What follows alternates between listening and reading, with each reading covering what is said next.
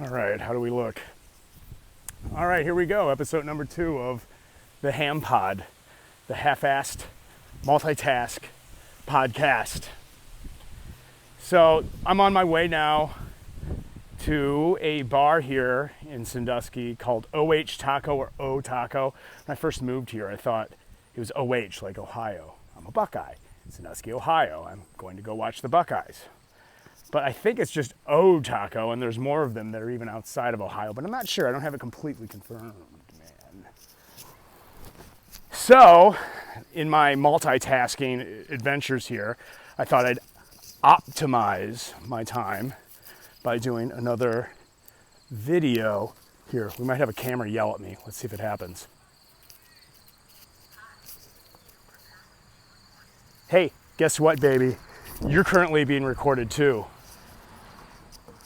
Fucking, I hate it's so. I know I shouldn't take it personally when somebody wants to record the sidewalk that I'm walking on, but I can't help it.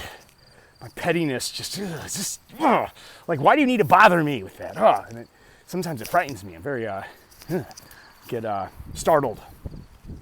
Get very startled. Anyway, so this is the second one. And I did the first one last weekend, and the only goal of it was to do it and kind of talk about myself as I walked. This one, I have a new goal, and that new goal is to talk about something that isn't my immediate self and what's happening right now. And also, hopefully, to clean it up a little bit, not get as wandery, which I've already broken by... I don't have to tell you everything that's on my head. In my head. Anyway, so on this one, I wanted to discuss, and if I properly titled it, you'll already know, dear viewer, if there is any, if there's anyone, that I wanted to talk about EPSTEIN. Shocker. Shocker, everyone's talking about it. So, on a subject that has been deeply discussed and is still being deeply discussed and is still deeply in play with that. Maybe there could be a million different pieces of video media made or more, who knows, about the subject. Do I have anything new to add to it? The answer that I have is I have no idea. I don't know, but I do have a perspective that I haven't really seen tackled about EPSTEIN and what my thoughts are. Clearly, in my half-assed, just walking to a bar kind of guy that I am, kind of guy that just watches a lot of videos, I'm not going to have any like new startling information or any sort of list or inside, like I've seen so much of it, and the information is just washed all over me, and I cannot remember details for the life of me. I can't remember names, I can't remember details, I can't remember dates. But I do have thoughts and kind of broad concepts, and I do kind of have one for this. And that is, like, what does it mean? What's the meaning behind this? Other than the obvious. Other than, a guy that enjoyed sex with multiple women, shocking, and also like underage and did all that sick stuff, and was in part of intelligence agencies and money laundering, and basically we all know the story. He was a tool of big institutions, apparently, supposedly, to do a lot of dirty work and to kind of keep that monster of institution alive, to suck more people in and to make them obedient through the means of blackmail. We all know this. These are things that we know. These are obvious. That he was there to basically keep this kind of system that we have and the powerful people, to keep minions kind of obedient. It's almost like a ritual of humiliation. They say you have to be humiliated. That's a concept out there, that if you want to be someone of power, someone of note, that the system must humiliate you in some way. And they kind of have to do that, but also hold that like blackmail. And then you're a part of it. And then maybe you want to blackmail someone later, and it's just all kind of sucks the energy toward it, right? This just monster that we all live in, of this modern world government order. I don't even know if it's a government, if we'd call it a government. Actually, well, there is a government. I don't want to talk about that government yet, though maybe I will, just not now, or governments. But what does that say? So the bullshit that we all tell ourselves, or the bullshit like dance that we all do throughout our lives in public, that we like to present ourselves as, that society, that civilization, that the Western tradition likes to set itself as, is that we are a nation of laws. We are a people that follows laws. That these are the things that organize us. That we are not organized by one man, that a man or woman or person can occupy the office, but the office is what's important. Because the office is law. That we choose the best of us, or maybe we know maybe not the best, but we at least decide in some fair way that someone should occupy these offices to keep the gears of this law-abiding civilization that we have ourselves, the house of civilization that we've made ourselves. It's a nice house. It's a comfy house. It's a fair house. It's a house of order that we just don't have messes in. That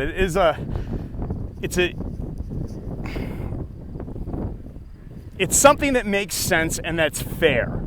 That we've all decided upon and we all know the rules, right? That we're a nation of laws and those laws come first.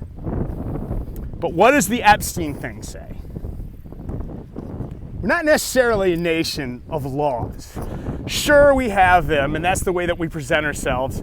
But what we really are, what we don't talk about, the quiet part out loud, is that we are not a nation of laws. We're a nation of privilege. We're a nation of means and money. And sure, we have those laws just so people just don't go nuts. Just so I don't I need some sugar from my neighbor, so I take a bat and I break his legs and take his sugar. Can't just do that. That wouldn't be a very comfortable place to live. But if you are, a bigger entity and say your neighbors, or there's somebody who has a house in some place that you don't want them to have the house and you need to eminent domain their ass out, or a business or whatever, you can just push them out of the way. It's a nation of privilege. It's a nation of power that might equals right. That is truly, it's the law of the jungle, really. That we can pretend that we have laws, we can pretend that we're fair, but honestly, we're not. And that's the true nature of things, and that's the true nature of us. That's what that says. That says that everything, that the entire structures that we have is a complete lie. And I've heard people say that. It's like when they want to criticize Trump or whatever, like I have a friend, he's big into Trump, and he's like, well, what would happen if he called out, if the list came out? All these important people get in trouble, and all the structures of all the institutions, all the agencies, corporations, all that would just, they would all fall. They couldn't exist anymore with such a massive scandal that has kind of like a tumor, like a cancerous tumor, just got its tentacles and little arms all throughout it, that the structures are so decayed that it would just all fall apart and it would be terrible. So you have to just kind of deny it. Okay. We'll say that it's true. Well, that still means that all those arms and all that disgusting, that cancerous tumor that's within our civilization. I hate that I keep saying civilization. Society. The word society has been ruined lately, but whatever. Society. It's still there. It's still decaying. You can ignore it, but more and more it's impossible to ignore. Right? It's impossible to ignore. But what are people going to really do about it? Like, what are you going to do about it? What is anyone going to do about it? Like, okay, so it is just, a nation of privilege and all that. I still gotta, eat. I still gotta live. I still get to go to my little Buckeye game here And that's nice. It's not so bad. You know, what's it going to take? Yeah, there might have been, you know, or it seems very likely that there were, you know, thousands of girls, or maybe boys too, you know, raped, probably some murder, probably some really sick shit. And those that have come forward, I think they're, like, from what I understand, there's like 100 some or whatever. And then, I don't know, I think there's like court documents. I don't know. I know it's well over 100 that we know about America. Who knows in the world?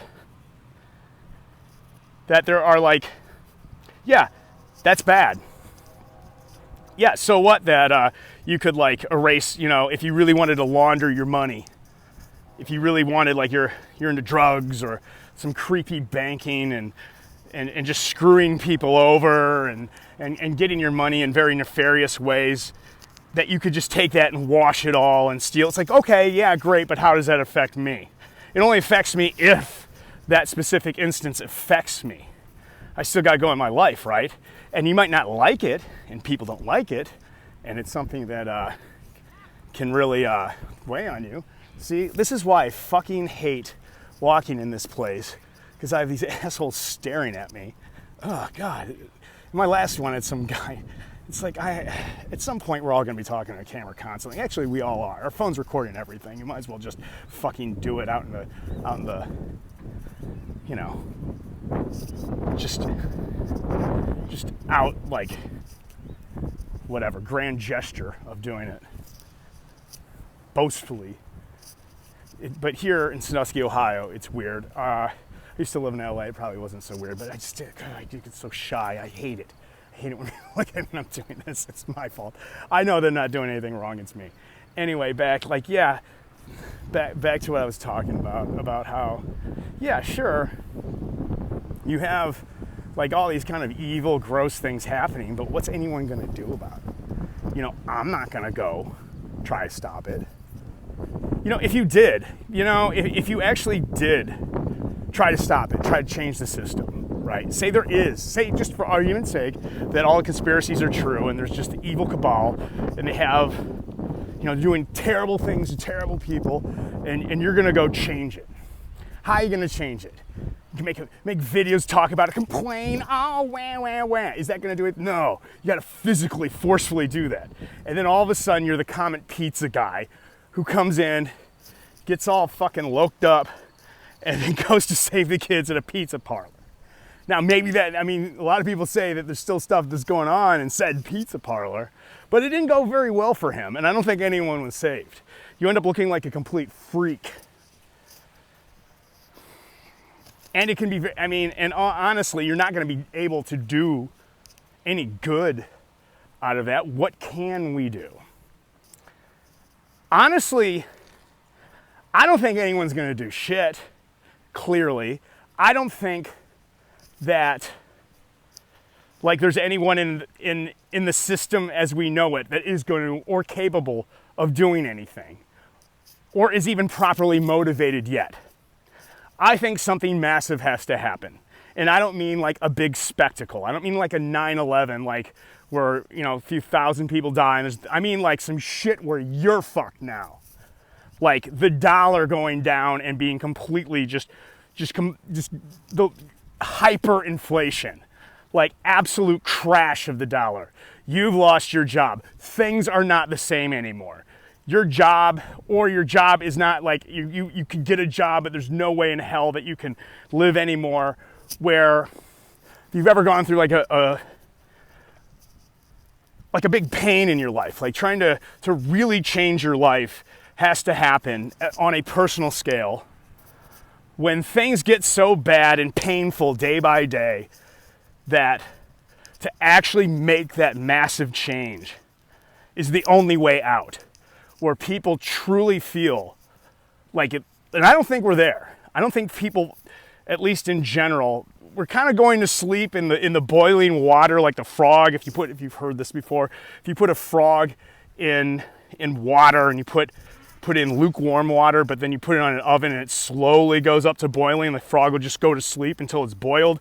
I think that's kind of happening. but it's going to take like a bam, a flash of fire. Like there might be some pressure now, like if you're going to have an explosion, I believe you need to have like a lot of pressure and gas, and then you need that spark. I don't think the pressure, like there could be a spark, but it's got to be and the spark, like say 9/11 or something, or like George Floyd. There was, okay, George Floyd's a great example. There was pressure. I mean, we never talk about that. You never talk about that. None of that crap and all those BLM protests would have happened if it wasn't for the pandemic and it wasn't for the lockdowns and things. People were locked down. Kids, young kids were locked down for months with nothing to do, just sitting around, bored, missing out on life, and all of a sudden there's that spark. I guarantee they weren't upset about, maybe like they were like in some surface way, but there's shit that happens every day, and that wasn't it. See, speaking of Ohio State, in Ohio State in the 90s, there would be a riot every weekend. We'd win a football game, there'd be cars flipped over, and there'd be couches on fire in the boulevard. We lose a game, cars would still be flipped over. Couches would still be lit on fire. It's been cold all winter. It's the first nice day. It's a Saturday. Let's get 30 kegs, get drunk out of our mind, light a couch on fire, and let's flip a car. Fuck that car. Fuck Volkswagen. Yeah. Drivers wanted? Ha! Can't drive it when it's on your when your car's upside down. A little tough, isn't it? See, young people want to riot. That is in them. The mob just wants that. But it kind of takes that pressure. There's like the pressure of winter, I guess. I'm saying that people will riot or whatever, and that's just like kids or whatnot, but kind of getting off the rails a little bit. But it just takes like having like that sort of pressure where things are just, and when you're young, things can seem like time goes by a lot slower. And I think young people are great for that. I remember that age, and it was just like, during the winter, and you're kind of miserable, and all of a sudden there's that one little spark, some little spark that can just light it off, and all of a sudden everyone goes nuts. And so right now I think, sure, we're all talking about Epstein, and no one's gonna do shit about it. And it does say a lot about the world, but at some point, at what point, I guess, is the question I have, is it gonna be too much? Like at what point is it just gonna be too much? And for me to answer said question is that it's going to be too much when it actually starts to affect you, like in your life. That's it. You need that actual pressure where things are so bad, and it's like and it can go in many ways. Like if things got real bad, and we actually came into like some sort of like domestic stuff where groups of people gathered together with different identities and different affiliations and started just causing havoc on a local level in more of a sporadic way. I mean, when we think of like Civil War, we think of North-South. That was like two countries in a lot of ways. I've heard it described that the American Civil War was more like two countries. If one came today, I think it'd be more like just a fucking mess. Just a mess. It'd be me going like, man, I need some sugar. I'm gonna grab my baseball bat and take out my neighbor. I need some sugar. Like, I just think that now, like, we are kind of living in this time where a lot of people kind of know what I'm talking about now, that we live in this chaotic time where something might be bubbling up, but we don't have it yet to the point that I think it could get to. People are all like in their little tribes now and stuff and internet, but when it starts to like push forward into real life and we look at all the institutions and government and things, and they're not living up to what they say they are, which has been very obvious, and it is a nation of privilege and not a nation of laws. All the laws become a complete joke. And no one really respects laws. No one really cares for the laws. Then there's going to be an entire breakdown. And hopefully it ends up after whatever conflict or whatever commotion could happen, where it becomes something something positive, but it doesn't have to be. I mean, it doesn't, I don't know if it's a rule that it's something, it could be something positive. It could be like, you know, kind of like the French Revolution where shit just went crazy and people are blaming other people and heads are just rolling, heads are rolling. And then what happened then? The strong man came, you know, Napoleon at the end kind of just sweeped it up and said, hey man, let's take over Europe. You know, that all came, that's what came out of chaos. That's the rule of chaos, right? Who knows where it's going? All bets are off. No one knows where this shit's going to end. So I think that's what a lot of, I'm almost to the spot I want to be. I've done my mission. I've talked about a thing. I don't know if I talked well about it, but I talked about a thing the entire time. It's looking at things like 22 minutes. I'm almost at the bar where I'm going to go watch the Buckeyes, who were favored by like 55 points. We're number one now. And I did it. I killed it. I walked here. I helped get my 10,000 steps. Not quite there yet.